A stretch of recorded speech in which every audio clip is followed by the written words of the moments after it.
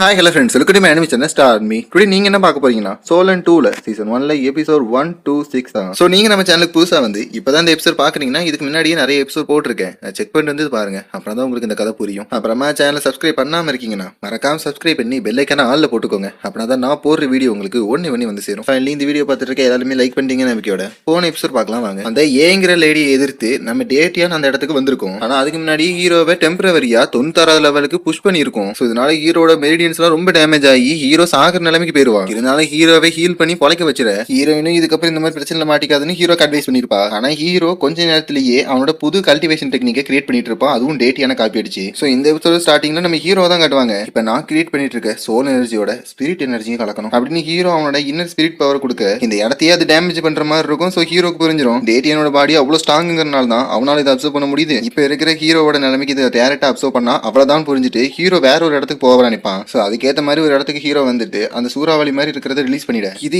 எவனர் எர்த்தோட வெஜாயி அதோட பவர் எல்லாத்தையும் ஒரே இடத்துக்கு வைக்குதுன்னு சொல்லிட்டு ஹீரோக்கு புரியுது. ஆனா ஹீரோ இப்பயே பார்த்துட்டு இருக்க அந்த சுழல் ரொம்ப பெருசாகிற மாதிரி இருக்கு. சோ ஹீரோ என்னடா பண்றதுன்னு தெரியாம முழிச்சிட்டே இருக்க அந்த சுழலுமே ஒரு அளவுக்கு பெருசாகி பிளாஸ்ட் ஆயிருது. தூரத்துல இருந்து சோல்ஜர்ஸ் பார்த்துட்டு ஏதாவது எனிமி தான் அட்டாக் பண்றாங்களான்னு நினைக்க இன்னொரு பக்கத்தை காட்டுவாங்க. ஹீரோ வந்துருவான். இந்த டெக்னிக் இன்னுமே ஃபுல் கம்ப்ளீட் பண்ணும் போலேன்னு ஹீரோ யோசிச்சு உள்ள வந்தா எங்கடா போனேன்னு ஹீரோயின் முறைச்சிட்டு உட்காந்துருப்பா. சும்மா தான் காத்து வாங்கன்னு ஹீரோ சமாளிக்க ரொம்ப அதிகமா காத்து வாங்கியிருக்க போலேன்னு ஹீரோயின் மிரட்ட அது அப்படிதான் அப்படின்னு ஹீரோ சமாளிக்க பார்த்தா கிளைமேட் மாற்றம் ஹீரோவை போட்டு கொடுக்குற மாதிரி இருக்குது. ஸோ டென்ட்ல நான் இல்லைன்னு எப்படி உனக்கு தெரியும்னு ஹீரோ கேட்க ஹீரோனும் வெக்கத்தோட இது நான் சும்மா தான் இந்த பக்கம் வந்தேன், நாளைக்கே அகாடமிக்கு போகணும்னு ஓடிடுவா. ஸோ இப்போ எல்லாருமே ஷெர்க்குக்கு போகணுமே ரொம்ப ஆவலோட இருக்க எல்லாரும் கொஞ்சம் வெயிட் பண்ணுங்கன்னு ஒரு சோல்ஜர் வந்துட்டு யாரோ ஒரு ஹையரா இருக்கிற ஒரு ஆளு இவங்கள பார்க்கணும்னு சொல்றாரு, ரிவார்ட்லாம் தராராமா அப்படிங்கிற மாதிரி சொல்லவும் இல்ல எனக்கு அப்படி எதுவும் தேவைப்படல, அதையும் அவங்க கொடுக்கணும்னு நினைச்சா அவங்களுக்கு நான் நன்றி சொன்னு சொல்லிருங்கன்னு ஹீரோ கிளம்பிடுவான். ஆனா கியூக்கு இது கவலையோட இருக்க இருந்தாலுமே கிளம்பணுமேனு கிளம்பிடுவா. ஸோ எல்லாரும் பறந்துட்டு இருக்க 3 மணி நேரமா பார்க்கணும்டா, பிரேக் வேணுமேனு சான்சி கேட்பான். அப்படியே கியூக்குமே எனக்கு மீன் வேணும்னு கேட்க சரி நீ ஹீரோமே பொறிக்க ஆரம்பிச்சிருவான். ஆனா அந்த நேரத்துல ஹீரோனி இவன் ஏன் இவ்வளவு வித்தியாசமா இருக்கான்னு பாக்க சரி எல்லாரும் சாப்பிடுங்க நான் கொஞ்சம் பிராக்டிஸ் பண்ணிட்டு வந்துடுறேன்னு ஹீரோ கிளம்ப இப்படிதான்டா ரொம்ப கடுமையா இருக்கணும்னு சான்சி கலாய்ப்பான். ஆனா அந்த நேரத்துல ஹீரோயின் என்ன நாம லாஸ்ட் சாப்பிட்ட ஃபிஷ்ஷுக்கும் இப்ப சாப்பிட்ட ஃபிஷ்ஷுக்கும் ரொம்ப வித்தியாசம் தெரியுதுன்னு ஹீரோயின் கேட்க ஆமா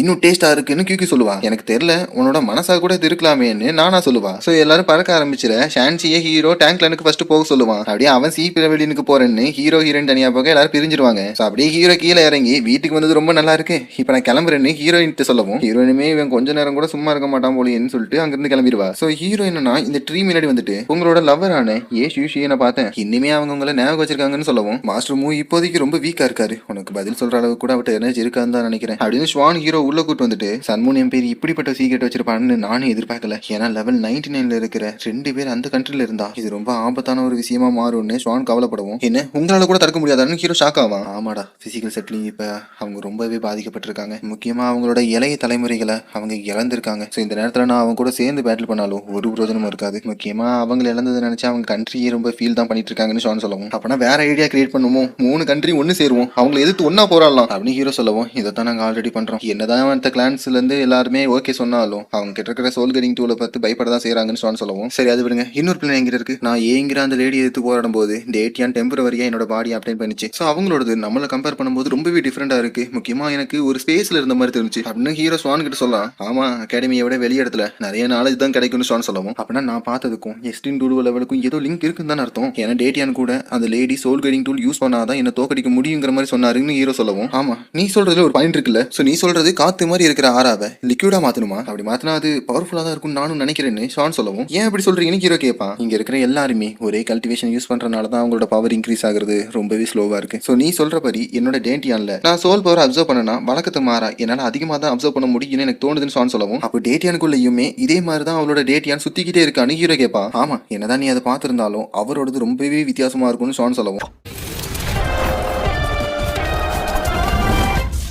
இப்படித்தானே டேட்டியானோட இருக்குன்னு சொல்றேன்னு ஸ்வானுமே சுழல் மாதிரி இருக்கிறத பிளாக் ஹோல் மாதிரி மாத்துறாரு. சோ பாக்குற இவருக்குமே புரியுது ரொம்ப நல்லா இருக்கு, இருந்தாலுமே இவராலேயே கொஞ்ச நேரத்துக்கு தான் இதை யூஸ் பண்ண முடியும்னு சொல்றாரு. ஆனா டேட்டியான் இதை நார்மலாவே யூஸ் பண்றது ரொம்பவே ஆச்சரியமா இருக்கேன்னு ஸ்வானே ஆச்சரியப்பட அப்ப நீங்க சொல்ற மாதிரி பார்த்தா டேட்டியானோட ஸ்பிரிச்சுவல் பவர் ரொம்பவே அதிகமான ஹீரோ கேட்க அப்படி இல்ல அவங்கிட்ட 2ஆவதா ஸ்பிரிட் கோர் இருக்கணும், அதனால அவனுக்கு 2த்துக்கும் நடுவுலையான ஒரு பாண்டிங் கிடைக்குதுன்னு ஸ்வான் சொல்லவும் ஹீரோக்கு இது வியப்பா இருக்கும். நம்ம ஹியூமன்ஸுக்குலாம் எப்படி 2 மாசி சொல் இருக்குதோ அதே மாதிரிதான் நினைக்கிறேன். இதுல அவங்க ஃபர்ஸ்ட் இது எவ்வளவு வீக்கா இருந்தாலும் செகண்ட் இது அதை விட ரொம்ப ஸ்ட்ராங்கா இருக்கணும். ஸோ இவங்க இப்படி 2 கோர் உருவாக்கி சமமா வச்சிருக்கறனால தான் அவங்க எக்ஸ்ட்ரீம் டூலுவோட அதிகமான பவர்ல இருக்க முடியும். ஏன் அவங்களோட பவர் கடவுளுக்கு ஈக்குவலாவே இருக்கலாம்னு ஷான் சொல்லவும் ஹீரோக்கு கடவுளான ஆச்சரியமாகும். ஐயா உங்ககிட்ட 2 மாஸ்டர் சோல் இருக்கு. ஸோ எங்களை கம்பேர் பண்ணும்போது இது உன்னால இன்னுமே நல்லா மாஸ்டர் பண்ண முடியும். சரி நீ இதுக்காக ஒரே நேரத்துல 2 கோரை கிரியேட் பண்ணி 2யுமே சமமா வைக்கணும். முக்கியமா டூலுவோ லெவலுக்கு ஏற்ற மாதிரி கல்டிவேட் பண்ணி உன்னோட மென்டல் பவரால செகண்ட் ஒன்னை நீ கிரியேட் பண்ணி ஆகணும்னு ஷான் சொல்லவும் சரி இதை நான் பண்ணிட்டேன் அப்படின்னா என்ன நடக்கும்னு ஹீரோ கேட்கவும் உன்னோட கல்டிவேஷன் ஸ்பீட் ரொம்பவே இன்க்ரீஸ் ஆகும். ஏன்னா இது நம்ம கல்டிவேஷன் பண்ணி இன்க்ரீஸ் பண்றதை விட ரொம்பவே டிஃபரெண்டான வழி. ஆனா லெவல் 90 அதாவது டூலுவோ லெவலுக்கு போகும்போது உன்னோட செகண்ட் கோர் ஃபர்ஸ்ட் கோரை அப்சர்வ் பண்ண தான் பார்க்கும். அப்படி மட்டும் ஆச்சுன்னா